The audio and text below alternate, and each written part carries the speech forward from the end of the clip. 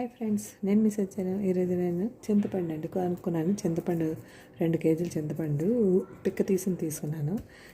అంటే మళ్ళీ ఒకసారి తీసుకుంటే మంచిది కదండి. అసలు పిక్కతో ఉన్న తోటలోకి వెళ్ళి తెచ్చుకుంటాం ఎప్పుడని, ఇంకా దొరకవని ఇక్కడ నేను ఇలా తీసుకొని ఉంచుకున్నాను.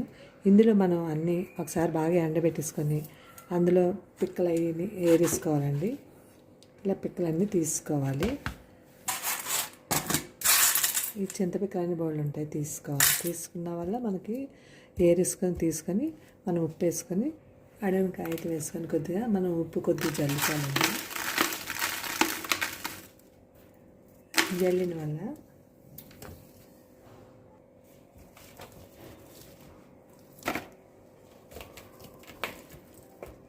ఇవి వండలాగా కూడా కడతారండి.